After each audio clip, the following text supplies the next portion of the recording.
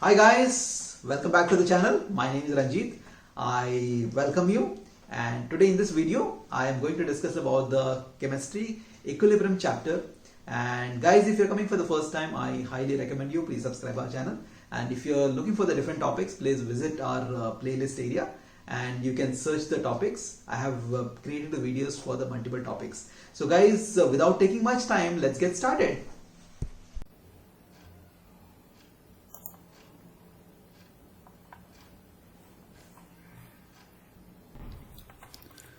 So okay, just let's start the equilibrium now. So let's understand the first part. So line by line, we'll try to understand. So chemical equilibrium means what? So what do you understand actually? What does it mean? When the equilibrium comes in the mind. So what exactly you think about it? Level. Huh? Some Equal stuff. Something got equal. Yeah. So immediately you think in terms of one weight is equal to another weight, right? One weight is equal to some other weight, right? So that kind of equilibrium immediately strikes in your mind, right? Now, in this chemical equation, what is the equilibrium? Let's understand that part. Okay, excuse me.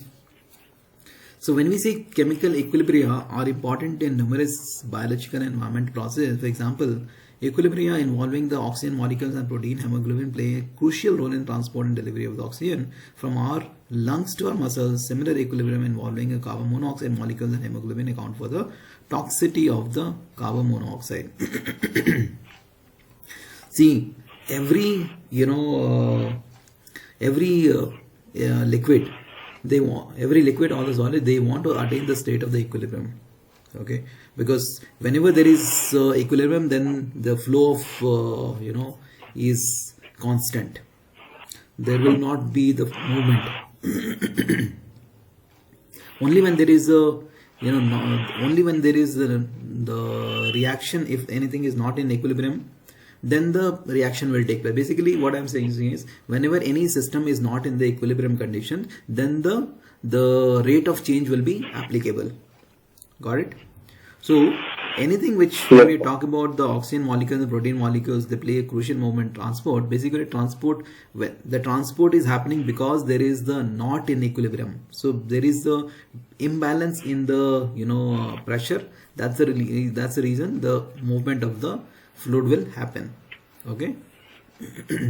When the liquid evaporates in the closed container, molecules with a relatively higher kinetic energy escape the liquid surface into the vapor phase, and number of liquid molecules from the vapor phase strike the liquid surface are retained in the liquid phase. It gives rise to constant vapor pressure because of the equilibrium in which the number of molecules leaving the liquid equals the number of returning to the liquid from the vapor, and we see the system is in the reach the equilibrium at this stage. So this is what the exact definition of the equilibrium stage.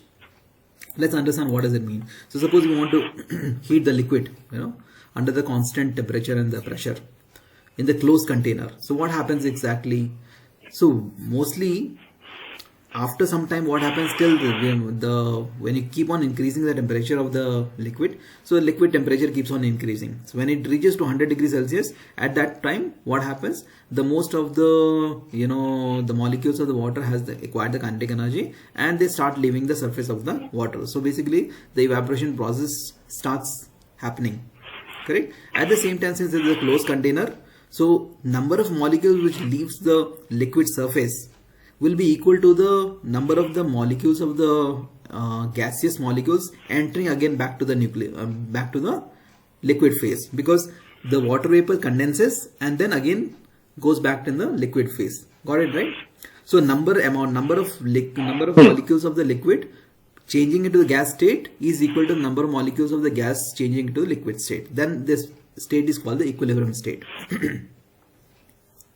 Got it? So there is a chemical transformation happening here. One is changing in the gaseous state, other is changing in the gas to the liquid state. Right? Understood this part? Okay. So then we can say the equilibrium state. Just write on this part. H2O liquid changes to H2O vapor. And equilibrium sign, always remember that part. Okay, sir. The sign of that means, it's like the double arrow basically, above and below. Got it? This arrow is important for whenever the equilibrium things will come. So we need to use this arrow to make the equilibrium successful. Clear?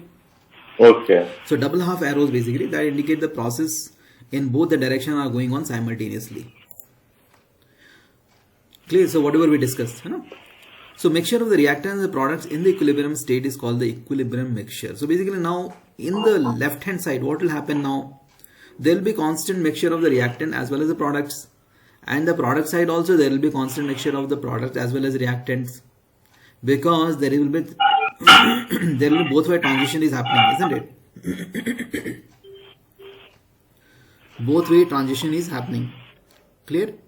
That's why it's called the equilibrium mixture. Equilibrium mixture means the mixture of the reactants and the products on the left hand side and the mixture of the products and the reactants on the other right hand side. This is called the equilibrium mixture. At the point of equilibrium is called the equilibrium mixture. Understood? Excuse me. Yes, understood. So these are the important terminologies which we need to remember in the case of equilibrium. So once you understood the equilibrium conditions, now you come to the equilibrium mixture now, and then we'll come back to the equilibrium can be established in both the physical process and the chemical process. Look at this part. Two things we are discussing. One is the physical process, other is the chemical process. The rate of reaction can be fast or slow depending on the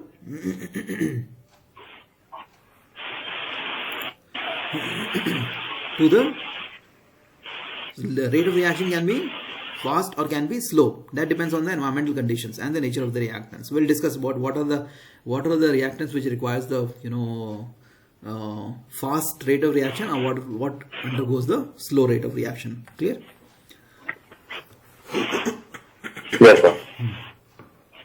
Next, when the reactants on the closed vessel in the particular temperature react to give them products, the concentration of the reactants keeps on decreasing while those of the products keeps on increasing for some time, after which there is no change in the concentration of either of the reactants or the products, and the stage of the system is called the dynamic equilibrium.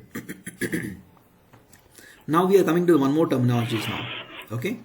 Now what happens? See, in order to have the reaction, so we need to have the reactants, correct? Reactants is what are the things you are combining, what are the compounds you are combining. So those are nothing but the reactants, and then you need some catalyst or you need some environment to make the reaction happen. So now during the start of the reaction, the product formation will be little slow, correct? So over some time the product formation can be fast. So basically the amount of the reactant will keep on decreasing, the amount of the product will keep on increasing, correct? Yeah. Now at this time also what happens is there can be situation that no more reactants then finally combine and produce the products. Now that reaches the stage of called the dynamic equilibrium, because excuse me, yeah, from the product side also it can change to the reactant side, right? No, because rate of the forward and the reverse conditions becomes equal.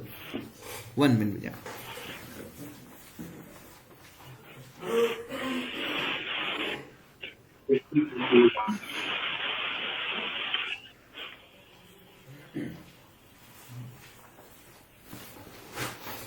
Yeah. So rate of forward reaction, and we see that's called rate. Okay, rate means the speed with which the forward reaction happens and the speed with which the backward reaction also happens. So that becomes equal. Speed with means the rate of change of reactants to the product and the rate of change of products to the reactants. That becomes equal. So we'll come to know what is called equilibrium constant later part. It is a dynamic equilibrium state that there is no change in the concentration of the various species in the reaction mixture, and based on the extent to which the reaction proceed to reach the state of equilibrium, this may be classified in 3 groups now. Now you understood, right? Chemical equilibrium is fine for you. The amount of reactants changing to the product and the amount of the product changing to the reactant becomes equal. Then we say this, it reaches the chemical equilibrium. Clear? Physical state we discussed already that part, correct? that water changes from the, there is no chemical reaction happening. It's just a physical reaction. Liquid change to gas and gas change to the liquid. So that's the only physical change. So now we'll go with the chemical changes also. Okay. Clear this part? Okay. So Yeah, what yeah. are the three groups now we have now? First, reactions that proceed nearly to completion and only negligible concentration of the reactants are left. In such cases, it may not be even possible to detect these experimentally. Okay, what does first condition says now? First condition says that the reaction that proceed nearly to completion, and only negligible concentration of reactants are left. That means here the amount of reactants combining is this, in the limits, in the certain finite numbers. When they react, the reaction is so fast and so fast formation of the product is happening that very less reactant is left out, which does not happen. Got it? Because of the product formation. Clear? So Yes, sir. these Yeah. kind of things will be very difficult to find out experimentally what will be the equilibrium, conditions and all. Next, the reaction in which only small amount of products are formed and most of the reactants remain unchanged at the equilibrium stage. No. Good. Next condition is the reaction was okay. So only in next condition we are discussing is a very small amount of the products are forming. Very small amount of the products are forming, and most of the reactants remains unchanged now. So that means lot of reactants is there. The amount of reactants is more, but the amount of product formation is very less as compared to the reactants. Clear? Yeah. Next, the reaction in which the concentration of reactant and products are comparable when the system is in equilibrium. So this third condition is easy to, find it experimentally, because here substantial amount of reactant is there, substantial amount of the product is also there, and we can compare it. We can easily find out the equilibrium then. Next, the extent of the reaction in equilibrium varies with experimental conditions such as the concentration of reactant, temperature, etc. So we'll discuss one by one the parameters basically. See, a lot of parameters are dependent on the equilibrium conditions, isn't it? So concentration of reactant matters, concentration of product matter, what is the catalyst you're using, what is the environment you're using, temperature, pressure. Optimization of the operation condition is very important in industry and laboratory so that the equilibrium is favorable in the direction of the desired product, and some important aspects of the equilibrium involving physical and chemical processes are dealt in this unit, along with the equilibrium involving the ions in the equilibrium in the aqueous solutions, which is called the ionic equilibrium. Okay, good. Now, till now we understood only the chemical equilibrium. Inside the chemical equilibrium, now we will discuss about something called the ionic equilibrium also. So what is the main ionic equilibrium? Ionic equilibrium means when you dissolve some salt in the solution, basically in the aqueous solution. So it, when you dissolve the, let's say, the acid in the water, when you dilute it. So what happens? So it gives you the ions, right? It gives you the ions. So when these ions keeps on accumulating in the aqueous solution, so there also the possibility of that no more ions can be formed, or the number of ions again going back to the acid coming back to the acid, so that remains the constant. So that is called as the ionic equilibrium. Clear? Yes, sir. Okay. Equilibrium physical condition. Physical condition is pretty straightforward, Vijay. So solid to liquid, liquid to gas, and gas solid to gas. Just write on this part as a physical equilibrium. These three things you write on. Yeah. Then we'll discuss the example and then we'll come on the part. So this is straightforward, nothing to explain. Yeah. Solid liquid equilibrium means ice and water is the perfect example, right? Where do you do the ice and water now? Ice and water, you put it in the thermos flask, insulated environment, and so basically no exchange of heat is outside with the surroundings. Now what happens in this case? Yeah. So when you make the exchange of heat between the, its contents and surrounding at 273 Kelvin, 0 degrees Celsius, and the atmospheric pressure are in the equilibrium state, the system shows the interesting characteristics features. Now, we observe that the mass of the ice and water do not change with the time and the temperature remains a constant. Good. So temperature is 0 degrees Celsius. At that stage, you see that there will be the mass of the ice Yes, also, sir. and there will be mass of the same water also. They will remain the same. Clear? Then we can say they are Yes, the sir. solid liquid equilibrium. Understood? The intense activity can be noticed by the boundary between the ice and water, and the molecules from the liquid water collide against the ice and adhere to it, and some molecules of ice escape into the liquid phase. So this is also important now. So when we say molecules from the liquid, they collide against the ice. And some molecules of liquid, they collide against the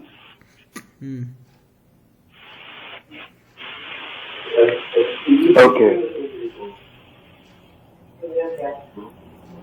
collide against the ice, adhere to it, and some molecules of ice escape into the liquid phase now. Right?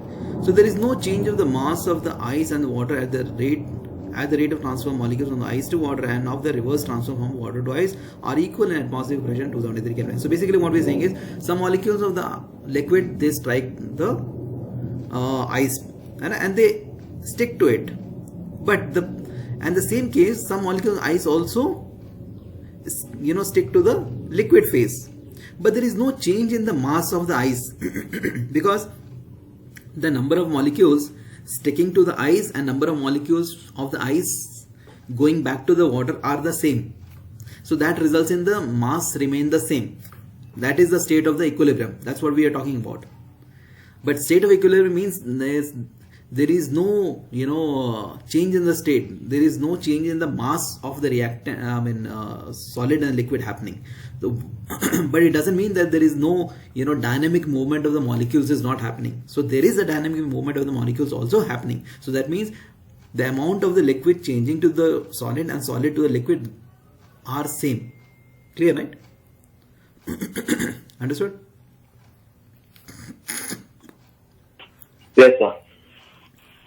So it's obvious that ice and water are in the equilibrium only at the particular temperature and pressures. For any pure substance of the atmospheric pressure, the temperature in which the solid and liquid phases are at equilibrium is called the normal melting point or the normal freezing point of the substance. Okay, so this part is the standard definition. You have always been doing this part.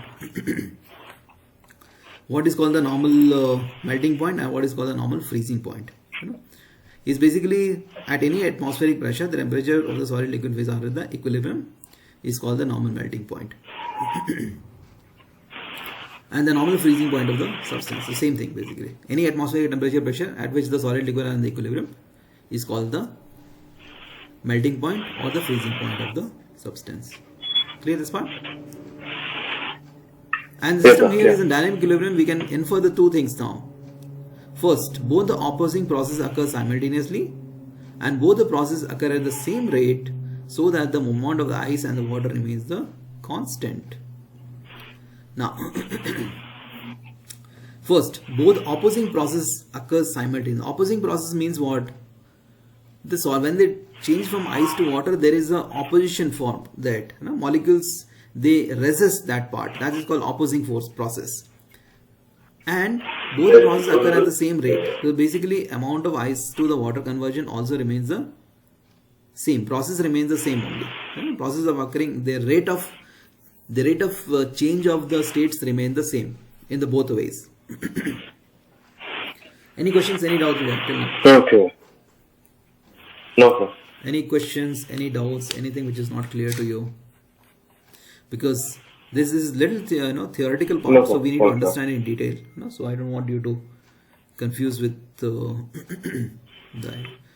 with any of the lines in that. So that's why I'm just going through each thing. Okay. So now let's go to the liquid vapor now. Solid liquid we did. Now what is liquid vapor equilibrium? This equilibrium can be better understood if we consider the example of the transparent box carrying a U tube with mercury, manometer, drying agent like anhydrous calcium chloride, or the phosphorus pentaoxide is placed for a few hours in the box. So liquid vapor equilibrium. So what is liquid vapor equilibrium? So you have a liquid phase and you have a vapor phase. So liquid is, both are fluid, but liquid is one state to the gaseous state, basically the conversion, and the similar is the vice versa. Now remember that part is that Anhydrous calcium chloride is the drying agent.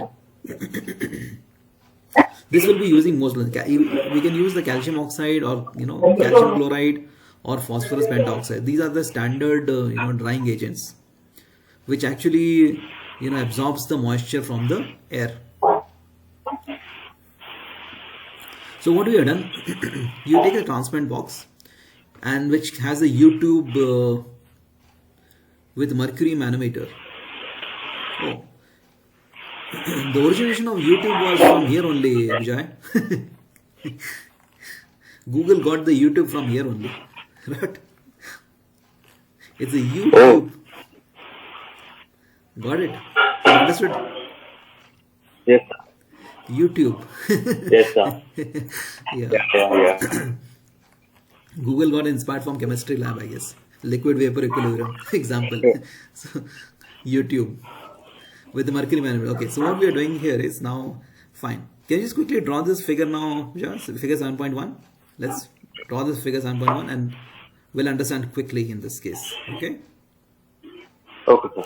There's very nice examples to understand the equilibrium state, because we'll talk about the constant pressure and the temperature also.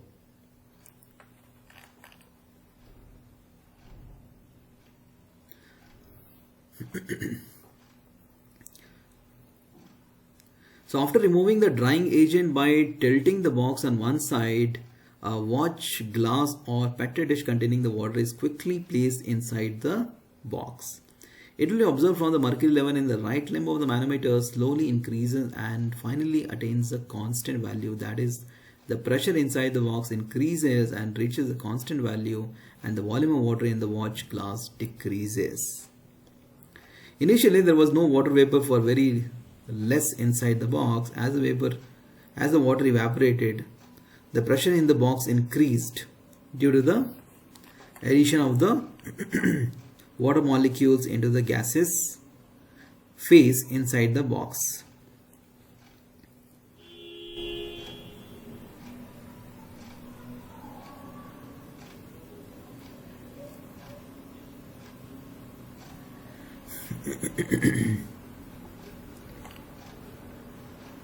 Okay. Understand, sir. Okay, done this part? Now let's understand that. Yeah. So you drawn the figure now. Okay. Now let's understand what is this, it's happening in this case. See, we want to show you the equilibrium condition. For the equilibrium condition, to know the pressure, we have used the U-tube mercury, or this manometer, to measure the pressure on the mercury. Now what we did here is we kept the drying agent anhydrous calcium chloride. So in the first figure, if you see here, and we have the box here, and there is a glass tray in that, and then we kept the anhydrous calcium chloride in this glass tray, correct? Now, so what is the drying agent now? Drying agent, what it does, it basically absorbs all the moisture from the air, correct? When it absorbs all the moisture from the air in the figure 7.1 first part, what happens when the box contains so much gas in that, and all the gas gets absorbed in the anhydrous calcium chloride, so the pressure reduces here. Pressure in the box reduces because pressure which was going, all the air molecules were creating the pressure on the mercury in the manometer, right? Those gas got absorbed in the calcium chloride now. So the pressure reduced now. Yeah. And on the right hand side of the U-tube in the first figure only. On the first figure on the right hand side of the U-tube, you see that the top portion is open for the atmospheric pressure. So atmospheric pressure becomes higher now. So now the mercury level are at the constant level. Can you see that? On both the side of the tube, the mercury is at the constant level now. Yeah. Right? Now, Yes, sir. Now this is the first observation for you. Okay. Second observation, what we are doing is what we are saying is now after removing the drying agent by tilting the box on one side, and watch glass or the petri dish containing water is quickly placed. Now what in this box, same thing what we are doing, we remove the anhydrous calcium chloride now. Now we put the dish of water now. Now we put the dish of Okay. water. In the same glass tray, we put the water now. Now when we put the water here, what do we observe now? We observe that the mercury in the U tube on the left hand side reduces. It basically goes down. That means what does it indicate? It indicates that the pressure inside the box is more now. Why the pressure in the box is more now? Because there is a continuous evaporation is happening on the surface of the water. So water molecule is changing to the gas state, Yeah. and the gas state comes in the contact with the box molecule, box molecules, and strikes the surface of the box in all the direction, and it creates a pressure, and that's why mercury level goes down here. Okay. Understood this part? Yes, understood. So it will be observed the mercury level in the right hand side of the manometer slowly increases and finally contains the constant value, but the pressure and the volume of the water in the watch glass decreases. Initially there was no water vapor or very less inside. As the water evaporated, the pressure in the box increased due to the addition of the water molecules into the gaseous state. So this is what we discussed here, right? Yeah. So rate of evaporation is constant. Always remember the rate of evaporation is always constant, at any temperature. The rate of increase in the pressure decreases with the time due to the condensation of the vapor into water, and finally it leads to an equilibrium condition when there is no net evaporation. So this condition also is going to meet. Now this condition is meet only when the number of molecules in the gaseous states changing to liquid state and the number of liquid molecules changing to gaseous state becomes the same. Then the pressure will not change. Then the mercury in the U tube will remain the constant level. Okay. Is it clear? Yes, sir. Clear. Any questions? Any doubts? No, sir. Sure. 100%. Sure. Okay, good. Yeah, 100%. So write down this part.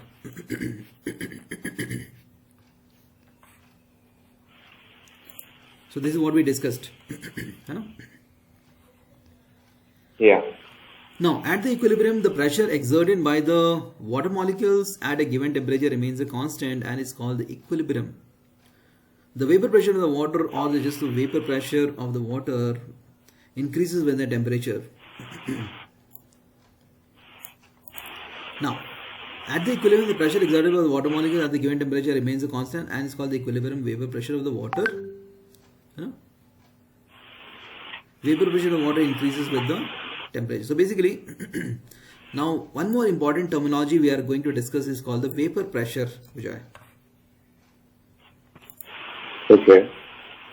As the name suggests, vapor pressure is the pressure exerted by the gaseous molecules, right, on the surface of the water is called the vapor pressure, and this vapor pressure increases with the increase in temperature. Okay. Okay. So it should remember that that's why equilibrium vapor pressure of water. Okay. So if the above experiment is repeated with the methyl alcohol, acetone and ether, it is observed that the different liquids have the different equilibrium vapor pressures at the same temperature, and the liquid which has the higher vapor pressure is more volatile and has a lower boiling point. Good. Now, if we experiment with this, instead of the liquid part, if we do the experiment with the methyl alcohol, organic compounds, methyl alcohol, acetone or ether, it is observed that liquids have a different equilibrium vapor pressure at the same temperature. That means when we observe the pressure at the manometer of the U tube manometer, we found that different pressures are coming. Obviously different because the liquids are changing, so the vapor pressure will be different. Got it, no? The liquid which has the higher vapor pressure is more volatile. So basically all the low volatile vapor pressure. When we say low volatile, means the liquid changing to gaseous state is faster and more volatile. they are very unstable, so they can change the gas state very fast. So that's why all the alcohols, whatever you see, they can then get into the gaseous form very fast, right? So that can create the more higher vapor pressure, Yeah. right? And those things will have the less boiling point also, right? If we expose these 3 watch glasses containing separately 1 milliliter each of the acetone, ethyl alcohol and water to atmosphere, now we'll repeat the experiment at different volumes of the liquids in the warmer room. It is observed that in all such cases the liquid eventually disappears and the time taken to complete the evaporation depends on the nature of the liquid. Basically, again, so it depends on what kind of liquid we are using. If we are using methyl alcohol, much faster, then your acetone little lesser, like that. Water much lesser. The amount of liquid and the temperature. So basically we are discussing about the how's the this is the heating part of it, which you have already did this part. How much it is gases is changing is depends on the mass of the liquid, nature of the liquid, and the your temperature. Okay. When the watch glass is opened to atmosphere, the rate of evaporation remains constant, but the molecules are dispersed in a large volume of the room. Okay, so as a consequence, the rate of condensation from the vapor to liquid is much less than the rate of evaporation, and these are open system, and it's not possible to reach the equilibrium in the open system. First, okay, why we have used the closed box only? That's the answer for this question. If we use the open environment, what will happen? The rate of evaporation is faster, but the rate of condensation is not the same, right? Because it cannot be equal, because gases can escape. Water and water vapors are in the equilibrium position at atmospheric pressure 1.013 bar at 100 degrees Celsius in a closed vessel. So the write on this part is quite important. So they ask you sometimes, tell me the vapor pressure, atmospheric pressure, what type of atmospheric pressure and the temperature, they are in the equilibrium. So basically 100 degrees Celsius, it's a boiling point, so at that time the it will be equal. At the same time, the pressure is 1 bar, 1 atmosphere. The boiling point of the water is 100 degrees Celsius at 1.013 bar pressure. For any other liquid, any pure liquid at any atmospheric pressure, the temperature of which liquid vapors are at equilibrium is called the normal boiling point of the liquid. Okay, good. One more thing, important point we want to discuss is, if we take any pure liquid, pure liquid means that's away from the impurities. Okay, when you talk about pure liquid, or it can be pure H2O also, right? Is proper H2O without any minerals. The temperature at which the liquid and vapors are at the equilibrium is called the normal boiling point of the liquid. So now we got the definition of the boiling point of the liquid. What is the definition of boiling point of liquid? Yeah. When you have the temperature at which the liquid and vapor pressure are at the equilibrium. Now you got a definition of the boiling point. When we say, most of the time we have discussed the discussed about the boiling point. Now the exact definition becomes equal to that. When is the liquid and the vapors are at the equilibrium. Correct? Yeah. Understood this part? Yes, understood. Excellent. Good. Now,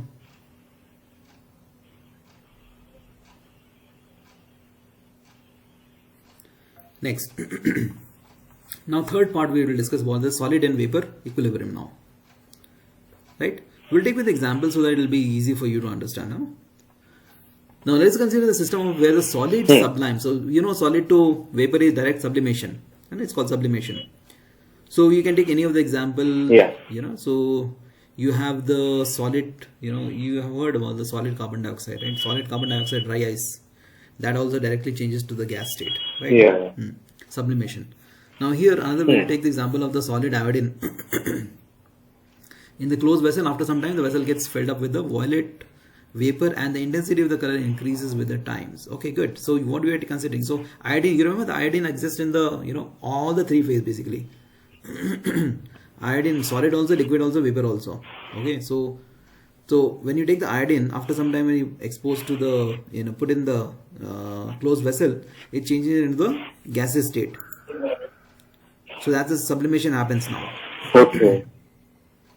Now slowly as the sublimation happens, gas particles basically strikes the surface on that, and then it increases the color. Intensity of the color keeps on increasing. The more solid changes to gas state, the more visibility of the color across everywhere will be the prominent. After a certain time, when the intensity of the color becomes a constant, at this stage the equilibrium is attained now. Now after that there is no more change in the color now. Once this color becomes a constant, there is no change in intensity of the color. That's where we can say that it has reached the equilibrium state. Clear?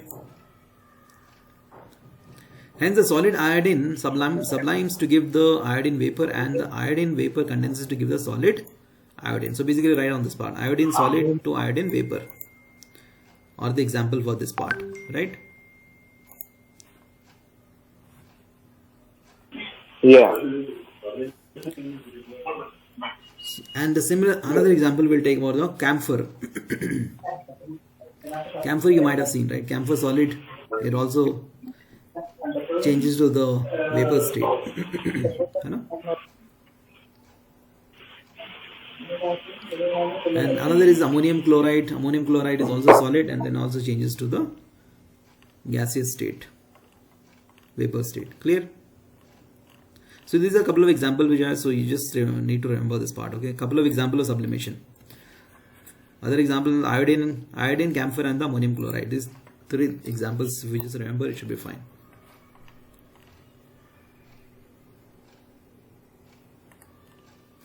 Okay, good. So till now we discussed only about the physical equilibriums, isn't it? Yeah. All the basically, you know, solid to gas, liquid to gas, solid to liquid, liquid to gas, you know, or gas to solid to gas. Clear, right?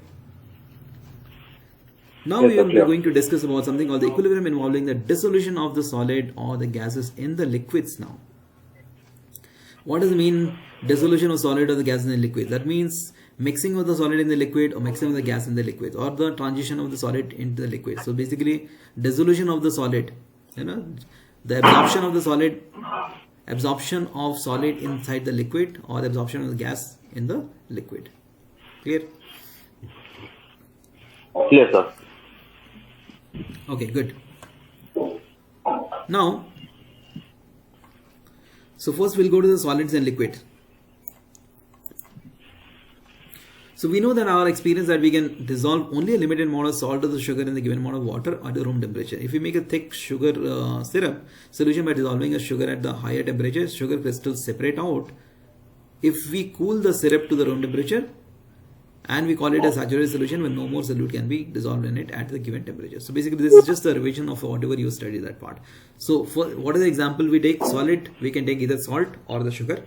Liquid, we can take a normal water, right? And we keep on dissolving the salt or the sugar inside the liquid and keep on stirring it. So basically what will happen?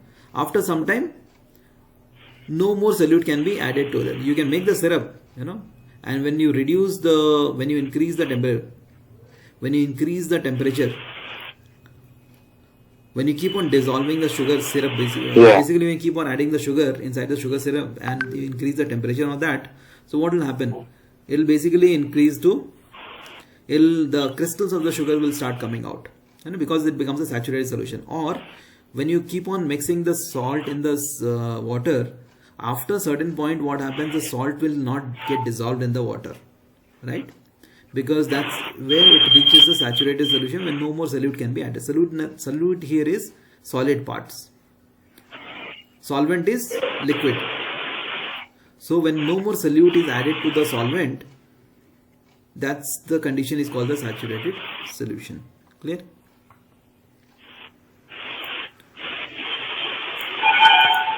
Okay. Yes, I got it. So concentration of the solute in saturation depends on the temperature. Okay, so this part is also, remember that. So what happens is concentration. When you increase the temperature, the dissolving rate of the solute can increase, right? Solute can dissolve faster at the higher temperature. In the saturated solution, a dynamic equilibrium exists between the solute molecules of the solid state and in the solution now. Now look at this, what we are solution. Now in this case again we are talking about the equilibrium condition. What is the equilibrium condition here? The sugar in the solution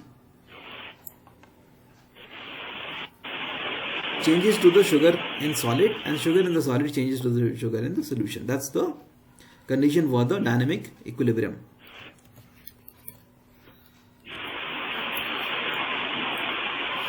Okay. So rate of dissolution of the sugar is equal to rate of crystallization of the sugar. So basically in the chemical terminology, what do you say?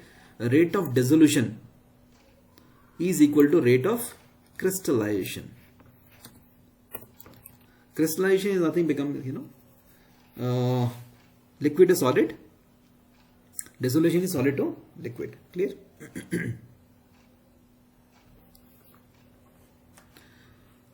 So equality of the two rates and the dynamic nature of the equilibrium has been confirmed with the help of radioactive sugar. What is a radioactive sugar? The sugar which shows the properties of the radioactivity. So it can basically emits the alpha, beta and gamma rays is called the radioactive sugar. Basically the isotopes of the sugar. If we drop some radioactive sugar in saturated solution with non-radioactive sugar, then after some time the radioactivity is observed both in solution and in the solid sugar. Initially there were no radioactive sugar molecules in solution, but due to the dynamic nature of the equilibrium, there is an exchange between the radioactive and the non-radioactive sugar molecules between the two phases, and the ratio of the radioactive to non-radioactive molecules in solution increases till it attains the constant value. Oh good. So this is another important terminology. See, basically, if you want to understand, so in this case, how to understand that the rate of dissolution is same to as the rate of crystallization of the sugar.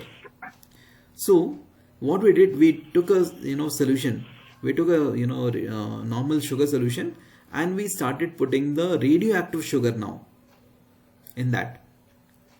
When we started putting the radioactive sugar in the saturated solution, so what happens now? We figure out that the rate of crystallization, whatever the sugar crystals were forming, that we're getting radioactive now.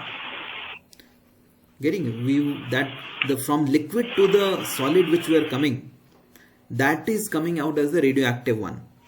So that indicates clearly that you dissolve the radioactive sugar in the solution. From the solution it changes into the solid state, and that means there is a transition. There is a rate of transition is happening from the liquid to the solid phase. So the amount of basically the crystals of the radioactive sugar will start increasing slowly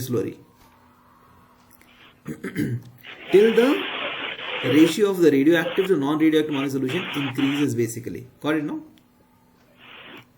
So because radioactive things you put in the solution, and then when we say that the rate of the dissolution will be equal to rate of crystallization. So basically whatever you have dissolved it, now the radioactive sugar is also dissolved in the solution. Now when it is changed into the crystallized state, so earlier the crystallized state was only the normal sugar, but because the dissolution happening, the crystallization happening, because of this the crystals are also becoming the radioactive things. So basically the process is the same. Understood? Yes, understood. Excellent. Now gases in the liquid. Yeah. Another very common example you might have seen, the carbonic acid, or the carbon dioxide dissolved in the water now, or fizz. You might have seen you must have taken Coke or Pepsi, right? So you see the fizz in that. Yeah. So fizz is nothing but the carbon dioxide dissolved in the water. Yeah?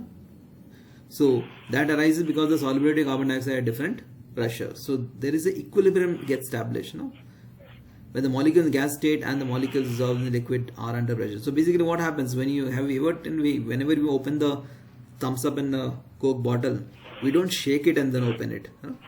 So you keep it in the constant position and then do that. When you shake it, what exactly happens? You actually disturbing the pressure inside the liquid. When the pressure pressure is disturbed, then the possibility of carbon dioxide from the solution change into gaseous state is higher.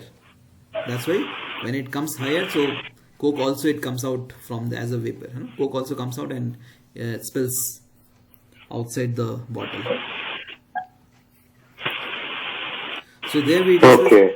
carbon dioxide in the gas goes to carbon dioxide in the solution. Understood, right?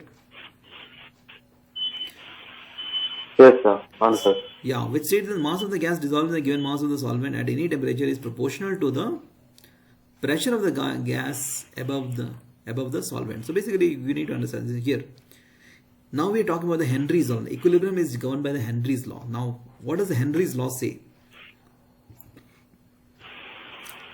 Write down that the mass of the gas dissolved in the given mass of solvent at any temperature is proportional. Write down this part, Henry's law. Okay.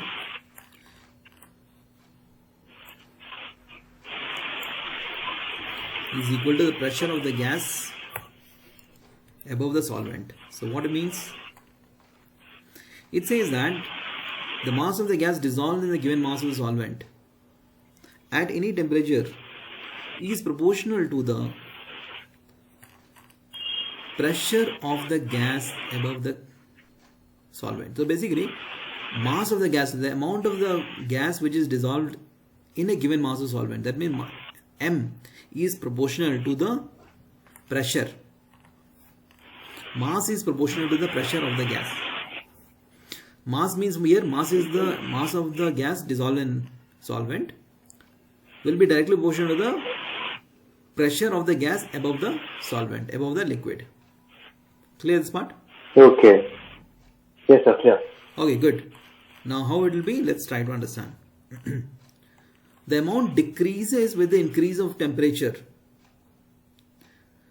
See, the amount decreases with the increase of temperature. Basically, what happens? The Pepsi bottle, Coke bottle are always kept in the freezer, or sorry, fridge at the lower temperature, not freezer, fridge at the lower temperature, right? Because when you decrease the temperature, what happens? The amount of absorption of the gas is higher in the solvent. But when you take it outside, so what will become now? The amount of the temperature increases, and then temperature increases, and then the amount of the gases will come out so fast. The rate of conversion will be faster. Clear?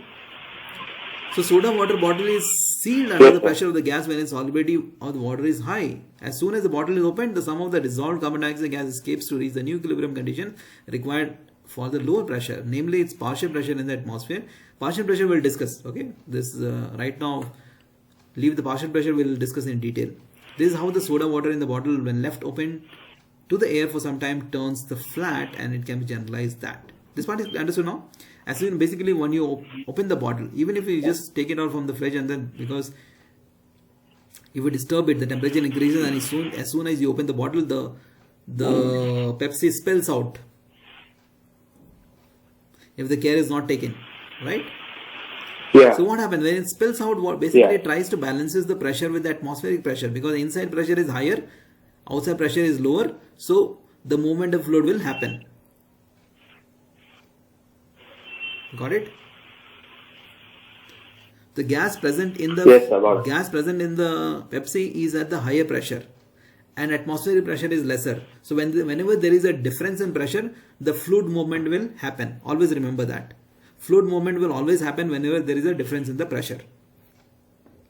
So here also there is a difference in the pressure. That's why the fluid movement is happening. Clear? So what we can generalize now? Okay. Yes, sir. Yes. For the solid liquid equilibrium, there will be one temperature called melting point at 1 atmosphere, at which the two phases of the gas can coexist, and there is no exchange of heat with the surrounding, and the mass of the heat two phases remains a constant. First condition, there's important conditions. Just what does it mean? Let's try to understand this part. When we say the solid and liquid are in equilibrium, that means there will be certain temperature. When we decide the one temperature, okay, that means the melting point. Melting point at temperature is what? Some pressure. There will be one temperature of the melting point, 1 atmosphere, at which the two phases can coexist each other. Two phases coexist means solid also will be there, liquid also will be there. That is called that means the mass of the both the phases remains a constant. That mass of the ice and the mass of the water is the same. That means we discussed, no? Some of the molecule will adhere to the ice and some of the ice molecule will go to the liquid. So basically rate of conversion from solid to liquid and liquid to solid will remain the same. So that's why it's called because both the solid as well as liquid will exist at the same temperature. So ice will also exist in the water and water will also will not change into the ice. So both the states of the water at the same temperature is possible. Understood? Okay. Any questions, any doubt in understanding this? Yes, part? understood. Okay, good. So similarly for the liquid vapor equilibrium, the vapor pressure is constant at a given temperature. Okay. When we say liquid and vapor equilibrium, there is one concept comes to is called something called the vapor pressure. What is vapor pressure? I'll talk about that. Vapor pressure is basically the pressure, the amount of water vapors which is present above the liquid. And that is called the vapor pressure. The amount of the molecules of the gas above the surface of the liquid, which creates a pressure on the surface, is called the vapor pressure. Clear? Yes, sir. Yeah. Excellent. For the dissolution of the solids in the liquid, the solubility is constant at a given temperature. For the dissolution of solid in liquid, the solubility is constant given. So basically, what we are saying is, at any temperature, it's a constant. So basically, if we dissolve the salt in the water at a room temperature, so that is constant. Basically, at that room temperature, dissolution of solid is constant. Basically, after certain constant value, that means you know that how much amount of solute can be added to the water. After that, no more solute can be added. That is constant at that temperature. That constant can increase with the increase in temperature. If you increase the temperature of the water to 100 degrees Celsius, then amount of salt put in the water can be higher because the temperature is higher. Clear? Oh, yes. Any questions, any doubts, Vijay? No, sir. Clear? Yes, sir. Yeah. Okay, good. For the dissolution of the gases in liquid, the concentration of the gas in liquid is proportional to the pressure concentration of the gas over the liquid, and these observations are summarized in table 7.1. Let's understand this part. Now, for the dissolution of the gas in the liquids, when you dissolve the gas in the liquid, the concentration of the gas in liquid is proportional to the pressure concentration of gas over the liquid. So basically, this is also similar to your, vapor pressure. So when you dissolve the gas in the liquid, that means gas is not gas is in the same gaseous form only, but it is dissolved in the liquid. So how much amount of concentration, how much amount of gas will be dissolved in the liquid is directly proportional to how much pressure of the gas is on the surface of the liquid. That means the total amount of the gas or carbon dioxide dissolved in the Pepsi bottle depends on how much pressure the cap of the Pepsi bottle creates on the surface of the Pepsi inside it. Clear? Okay. Yes, sir. The moment you open the Pepsi bottle, you see the gas coming out so fast. There is a squeezing sound which comes out. The gas sounds keeps coming out. So the gas above the surface of the Pepsi bottle is actually creates a pressure on the liquid. The more the pressure you create, the more amount of the gas will get dissolved in the water. Is this clear? Yes, sir. Clear. Understood? Any questions? Any doubts? Yeah. Yes, sir. Okay, no problem. No, sir. Yeah. Okay. Write down the table 7.1 now and go through the table 7.1. Yes, sir. And let's see, in case you have any confusion, anything which is not clear, we can discuss. Okay, sir. Right? Because this is the first time we are doing, so we need to do properly this part, because this will be, the equilibrium constant will be coming in the 12th standard also. And there we will find the equilibrium constant, the formulas will come, so we need to use the log things. Or did we do the log part for you, Vijay? Have we done logarithm? No, sir. No, right? Okay, logarithm also will come in this part. So I'll just teach you the separate, logarithm also, so that you can understand. Because that's also important concept, log. Okay.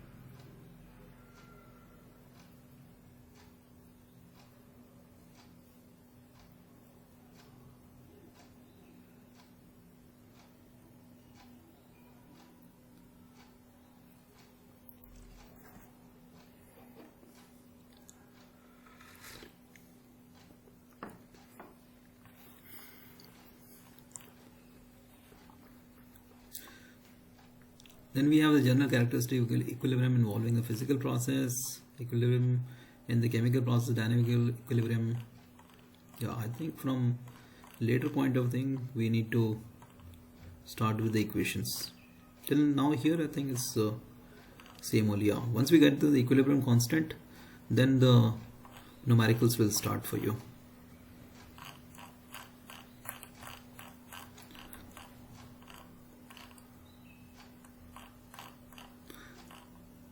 But till now you're getting, right, Vijay? Any questions, any doubts till now for you?